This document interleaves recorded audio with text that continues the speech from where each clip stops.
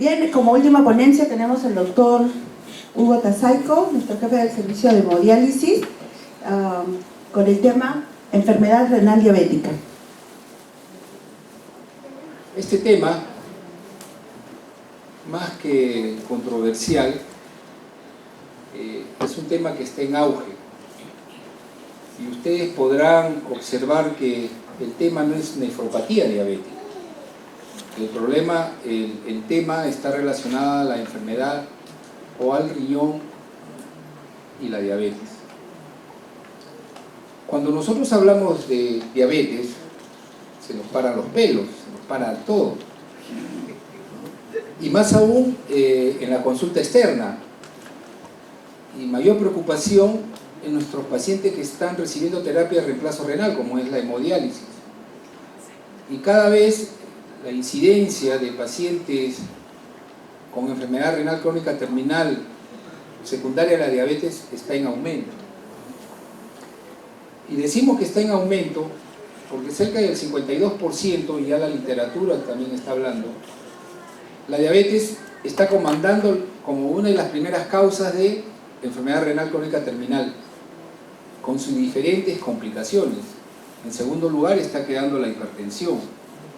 Y cuando hablamos de incidencia, ustedes ven en Centroamérica, por ejemplo, en el año 2021, cerca de 32 millones de personas tenían diabetes, con una proyección al 2045 de 49 millones. Entonces es preocupante. Es preocupante porque hasta la fecha no se ha podido controlar esta enfermedad. Pero la tecnología avanza, los nuevos estudios avanzan en el comportamiento o en el estudio del comportamiento y la fisiopatología de la diabetes, que produce la diabetes en el riñón. Probablemente, no sé si el doctor Contreras ya dio la charla sobre los mineralocorticoides, que el día de mañana creo que es un tema interesante. El otro tema interesante es de los inhibidores SGLT2, que también forman parte del arsenal en el control de este problema, que van a permitir ayudarnos desde el año 2008, que empezaron a aparecer los IECA, los ARA2, que motivaron la detención probablemente temprana de la enfermedad renal. Pero hasta la fecha, después de 15 años, recién vienen a aparecer nuevo arsenal para controlar esta enfermedad. Y decimos que esto está en aumento, porque cuando a nosotros nos enseñaron en las clases de medicina, o más aún siendo residentes, nos enseñaron que el curso clínico de la enfermedad renal crónica diabética era lineal. Eso nos enseñaron de que primero había un aumento de la hiperfiltración, posteriormente se agregaba la albuminuria y en último lugar aparecía ya la disminución de la tasa de filtración glomerular. Ese era el concepto que se tenía años atrás. Pero ahora esto ha cambiado. No todos los pacientes que tienen enfermedad renal crónica asociada a la diabetes pasan primero por la hiperfiltración o por la albuminuria y posteriormente por disminución de la tasa de filtración. Todo esto ha cambiado y vamos a tener pacientes que debutan con deterioro de la función renal con una mínima albuminuria. ¿Y cómo se explica eso? Se explica porque los cambios fisiopatológicos, lo nuevo que se conoce en fisiopatología relacionada a la diabetes, está cambiando. Y nos hacemos esta pregunta: ¿por qué se da el compromiso renal en los pacientes con diabetes? De igual manera, nos enseñaron a nosotros, siendo residentes, que existían dos ejes importantes en la génesis o fisiopatología o con mecanismo en la progresión de la enfermedad renal, ¿no? en el paciente diabético. Y estos dos ejes eran el eje hemodinámico y el eje metabólico. Pero ahora resulta que ha salido un nuevo eje, el eje inflamatorio y de fibrosis. Por eso hemos dejado atrás esos paradigmas que solamente nos decían que existían dos ejes en los mecanismos de la progresión de la enfermedad renal en el diabético. Y sale a lucir ahora la inflamación. Y este componente inflamatorio es el que prácticamente nos está orientando a dar pautas sobre el tratamiento de esta enfermedad renal en el diabético.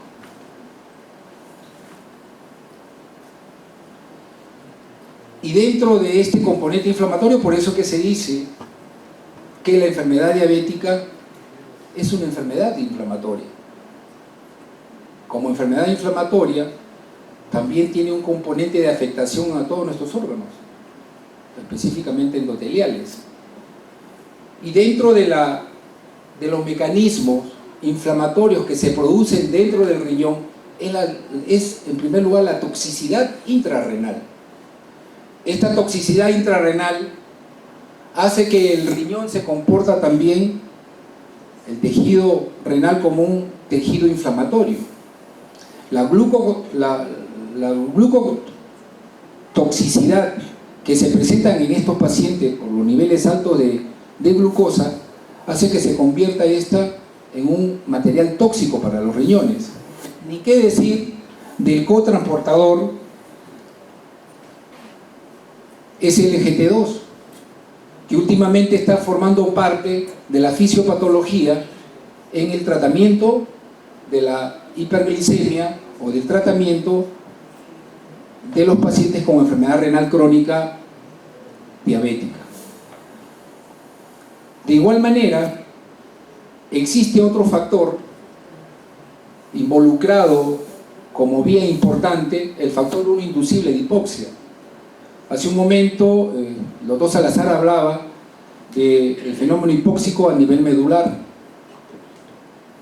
Este factor inducible de hipoxia explica por qué los pacientes diabéticos que tienen enfermedad renal crónica son más susceptibles o hacen más tempranamente anemia que los pacientes renales crónicos no diabéticos.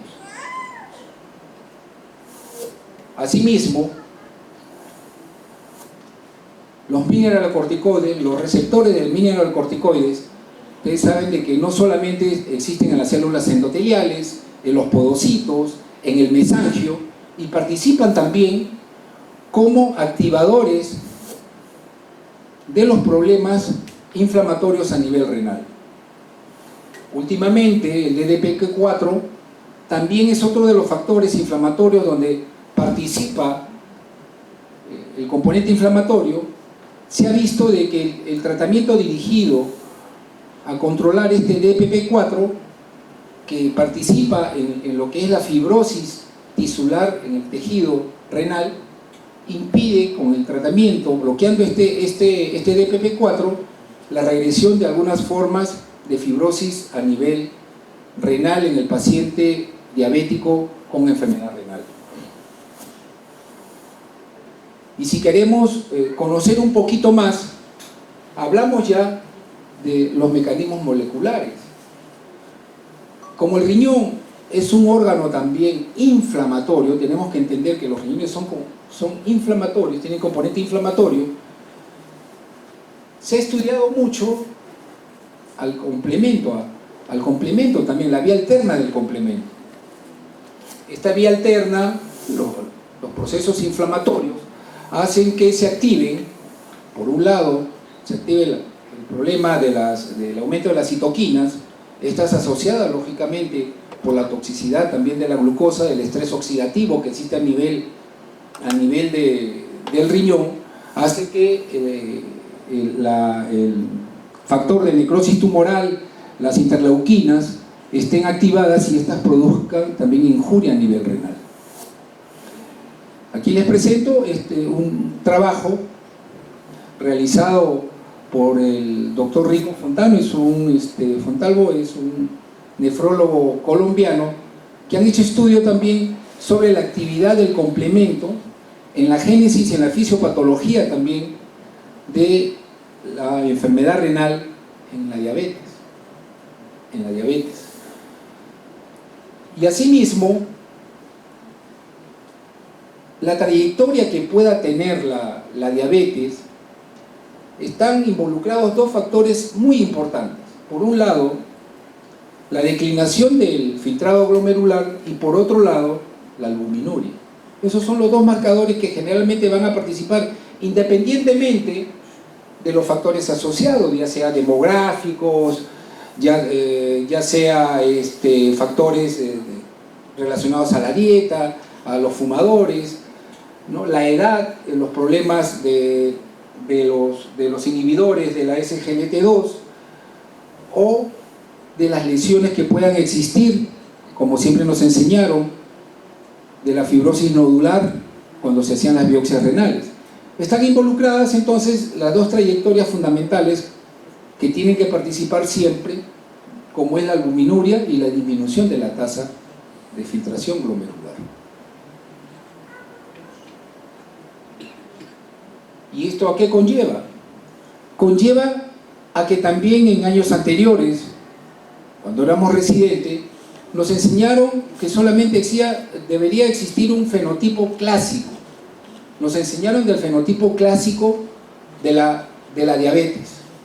Pero ahora, en la génesis, en la fisiopatología de la enfermedad renal, en la progresión de la enfermedad renal por la diabetes, ya no solamente hay un solo fenotipo clásico. Hay 4 fenotipos. El fenotipo clásico es el que nos producía, pues, estaba relacionada ahí la albuminuria. Un 60% hasta el 80% de estos pacientes con este fenotipo clásico cursaban con albuminuria. Pero nos encontramos con que también existían 3 fenotipos atípicos. 2 albuminúricos y 1 no albuminúrico.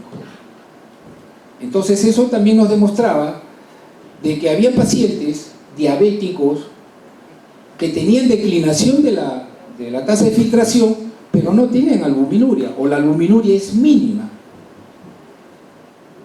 Posteriormente vamos a pasar cómo es que estos pacientes tienen que ser evaluados, cómo tienen que ser a partir de los marcadores, que vamos a ver qué marcadores se tienen que utilizar para poder definir y diferenciar estos fenotipos.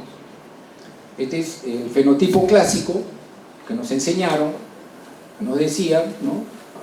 Había pues primero la hiperfiltración, aparecía la albuminuria, aumentaba la albuminuria y posteriormente caía la tasa de filtración. Ese es el componente clásico, ¿no? Y este componente clásico, creo que ahora sí ya se gastó la pila de todo. A ver, ¿quién me ayuda? Licenciada, por favor. Y ahora vamos a ver qué características lógicamente tienen estos pacientes que tienen fenotipo clásico. Generalmente están relacionadas a pacientes fumadores, a pacientes hipertensos, ¿no? Generalmente se da mayormente en varones, y es la característica que generalmente nosotros vemos en la consulta.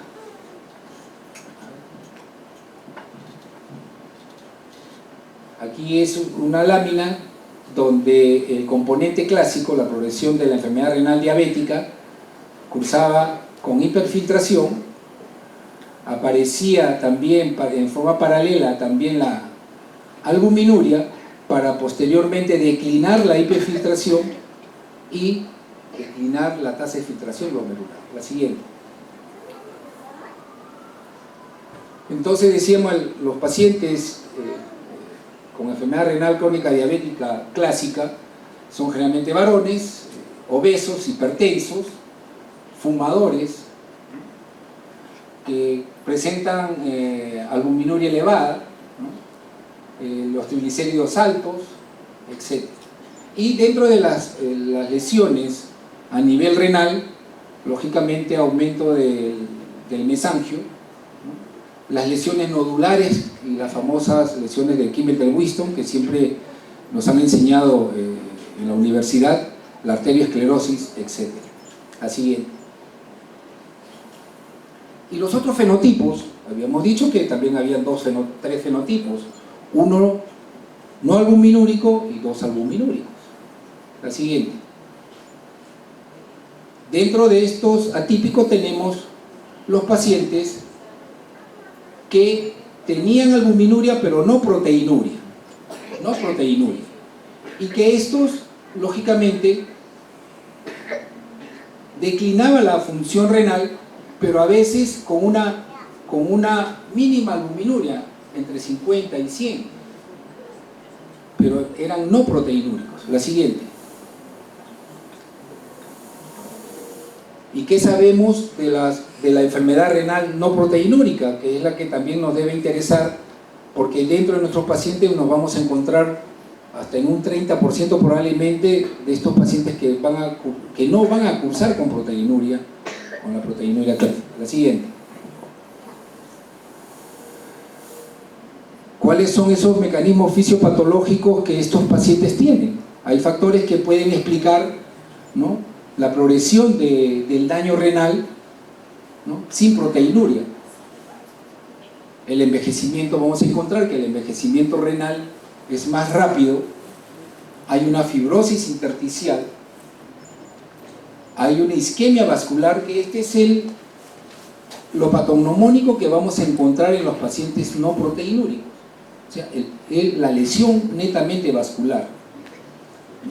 Van a haber microémbolos, engrosamiento de la membrana basal capilar, el metabolismo del ácido úrico va a estar alterado y va a haber una expansión mesangial. Esa es la característica de los mecanismos fisiopatológicos que se puedan presentar en estos pacientes con enfermedad renal diabética no proteinúrica. La siguiente. Y aquí vemos un trabajo también sobre pacientes con proteinuria normal, ¿no?, y que son diabéticos. La siguiente.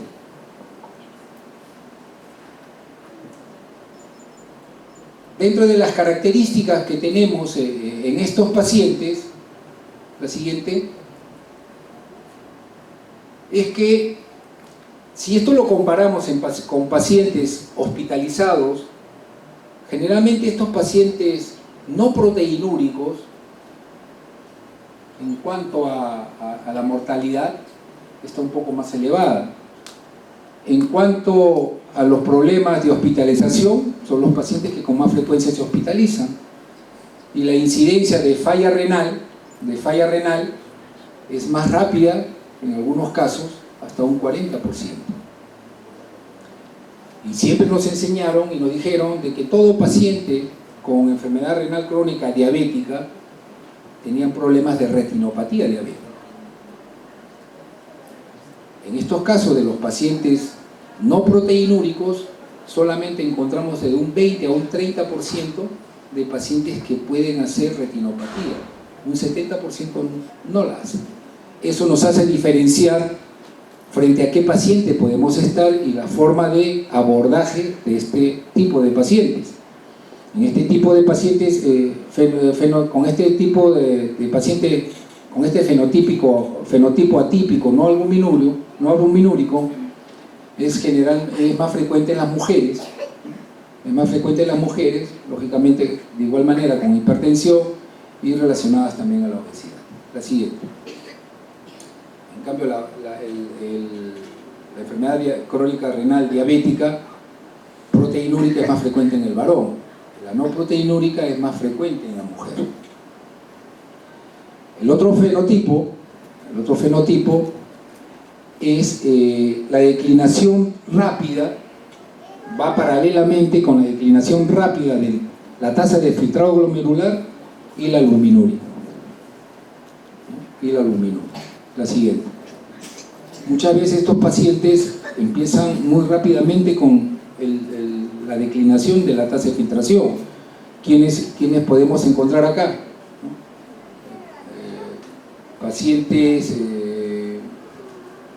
obesos también, en algunos casos hipertensos, y que podemos nosotros diferenciarlas también con los marcadores que vamos a pasar a mostrar. La siguiente. Y viene el otro fenotipo con albuminuria más o menos marcada, y es aquí donde muchas veces el tratamiento, como se dice, son satisfactorios cuando tratamos la albuminuria con todo el arsenal que conocemos, y esta albuminuria la podemos revertir, ¿no? Podemos revertirlas. Estos pacientes pueden tener albuminuria, pero no proteinuria, o es discreta, y la tasa de filtración quizás la podamos alargar un poquito más, pero podemos controlar.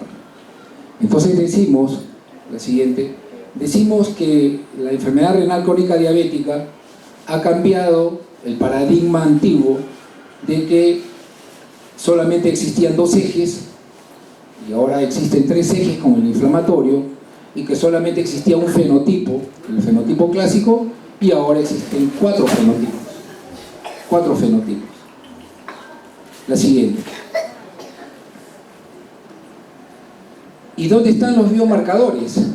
¿Por qué a veces se nos hace difícil controlar esta enfermedad? Y es que, la siguiente, tenemos que pensar que,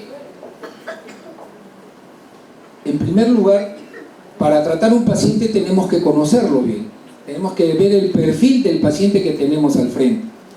En segundo lugar, elegir el mejor tratamiento de acuerdo a las características de estos pacientes para obtener o evitar el desenlace de ellos. Y el abordaje tiene que ser de igual manera, el abordaje tiene que ser personalizado o individualizado, y es lo que llamamos nosotros la medicina de precisión personalizada.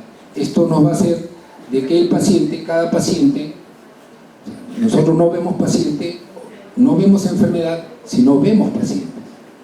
El comportamiento de la diabetes va a ser diferente en todos los pacientes. Entonces cada paciente tiene que tener su diagnóstico específico, su trato específico, el tratamiento, y lógicamente el pronóstico va a ser diferente.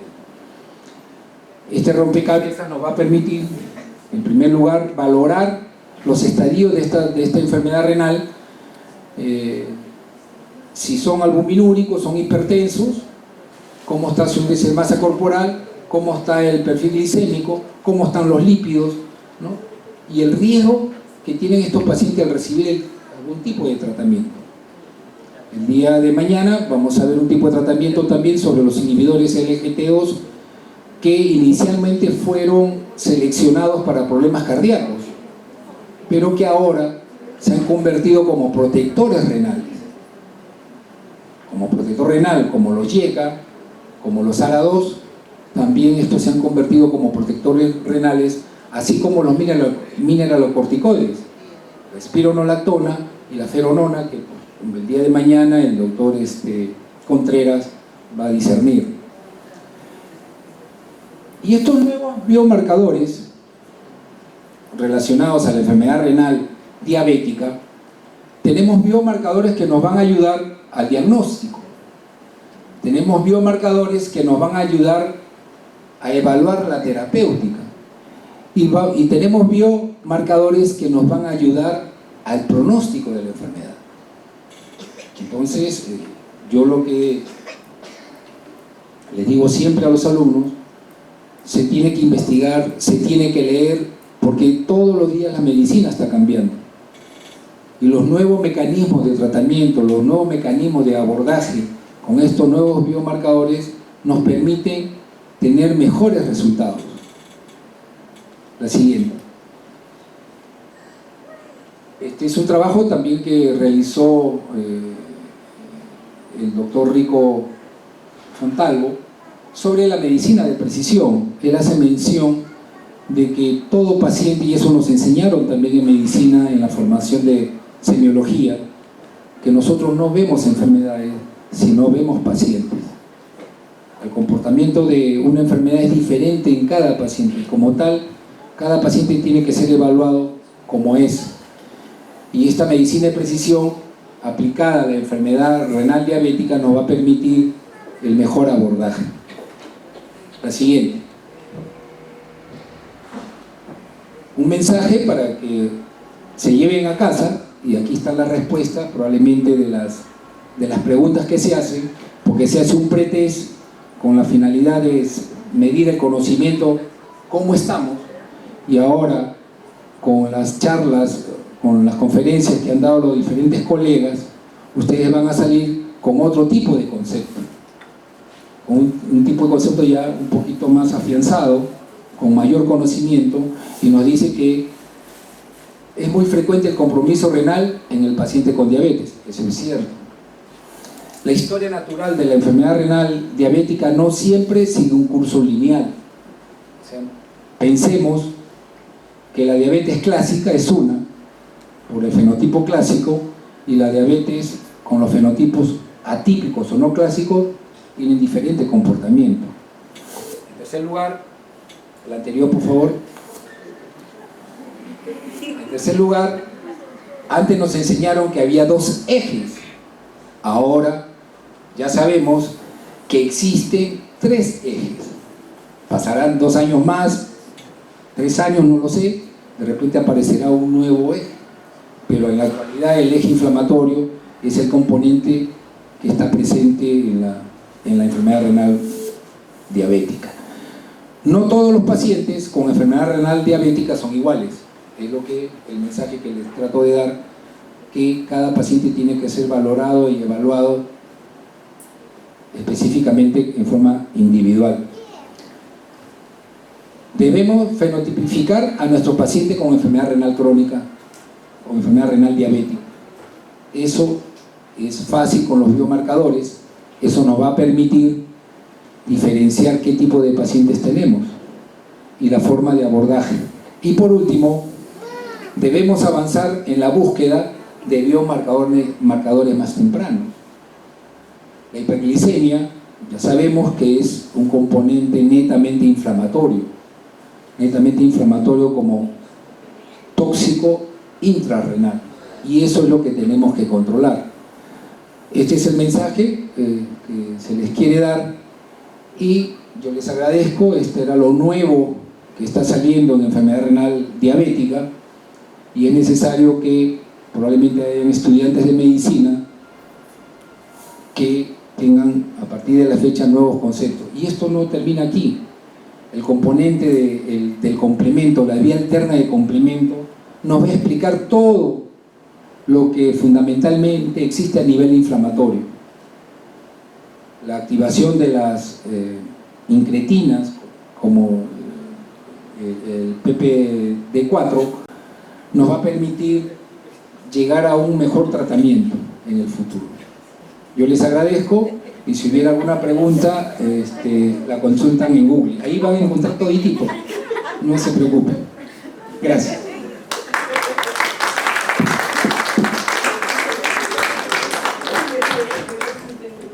Si hubiera alguna pregunta, parece que se entendió. ¿Ah? Se van al Google.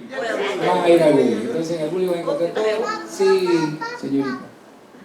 Doctor, disculpe mi pregunta algo vaga, pero bueno, sabemos todos que también en estos tiempos sabemos que se desarrolla también la diabetes emotiva. La diabetes emotiva, por el mismo nombre que dice, en sí es una diabetes. El paciente ya tiene diabetes. También pasa a complicarse, a tener posteriormente a largo plazo de sufrir de enfermedad renal diabética. Disculpe, doctor. Gracias.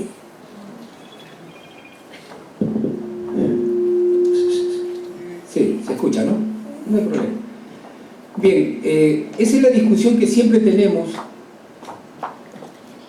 y creo que eso es materia también de estudio. llega el paciente y nos dice, doctor, me han dicho que tengo prediabetes. No, les digo, el problema es que usted ya tiene diabetes. No, doctor, a mí mi médico me ha dicho que tengo prediabetes. El término prediabetes viene a ser el consuelo que se le da al paciente. Es un consuelo porque el paciente tiene diabetes o no tiene diabetes. Y si yo quiero saber si tiene diabetes, hago las pruebas especiales. Tengo la hemoglobina glicosilada, tengo la tolerancia a la glucosa, tengo infinidad de biomarcadores. Entonces no podría decirle, es como que un paciente es hipertenso y me dice, no, tienes prehipertensión. No, el paciente es hipertenso o no es hipertenso. O el paradigma antiguo, doctor, usted como ya tiene 60 años, ¿cuál es su presión? Bueno, yo, doctor, tengo 160 con 80. No, para su edad está bien. Y siempre se dijo lo mismo. Siempre se dijo lo mismo. Y los objetivos ahora, la fisiopatología, todo va cambiando. Las presiones diastólicas elevadas, las presiones sistólicas elevadas por encima de 130, ya se convierten en un factor de riesgo. En un factor de riesgo. No es que yo con 160 me sienta bien, me puedo sentir bien, pero ella es una presión alta. Es presión alta. No por la edad significa que esa presión va a ser una presión estable para él. Igualmente, en el paciente diabético, si tiene glucosa alta o más que emotiva, todos nos motivamos. Todos podemos estar en estado de alerta, pero en un estado de alerta, ¿qué cosa hay? Los neurotransmisores se activan. Se activa la adrenalina, la noradrenalina. ¿Y qué produce cuando la adrenalina se activa? Aumento de la glucosa. Hay vasoconstricción, ¿no? Entonces, eso pasamos la mayoría de los pacientes. Pero el paciente que es tipificado, para eso están los pacientes que hay que tipificarlos por su fenotipo, si son diabéticos o no son diabéticos. Como yo les he mencionado, tenemos pacientes que tienen mínima albuminuria, pero tienen deterioro de la función renal. Está el fenotípico, que es no proteinúrico, pero tiene una tasa de filtración baja, pero aún así es diabético. Aún así es diabético. Entonces, esos pacientes hay que tipificarlos bien y hay que clasificarlos bien. Pero, ¿qué es lo que se hace? Muchas veces en la atención primaria, que también existe en la atención primaria, a los pacientes, pues, de cajón, metformina. La metformina sí tiene su evidencia, es un medicamento que ayuda a controlar todo esto. Pero tenemos que tipificar al paciente si es diabético o no es diabético. Porque la metformina también tiene otra acción, no solamente pues para controlar diabetes, sino su acción para disminuir de peso. Y dentro del tratamiento del paciente diabético, pues es el control de la glicemia estricta. El control de la glicemia estricta. Ahora, en este mes de septiembre, probablemente ya se esté en la tercera etapa del estudio de los inhibidores de la SGLT2, inhibidores del sodio glucosa, del cotransportador, que lo que hacen estos medicamentos, estos inhibidores actúan a nivel del túbulo proximal, que vamos a ver el día de mañana. ¿Y qué hacen con la glucosa? Y se ha demostrado en este estudio, antes solamente se utilizaban estos medicamentos en el estadio hasta 3A más o menos, el 3B ya no se usaba. Pero en este último estudio, es un estudio, no sé si el estudio Canvas o Conrad, que se va a usar en los pacientes con función renal disminuida inclusive. Y estas van a poder ser administradas también en los pacientes no diabéticos,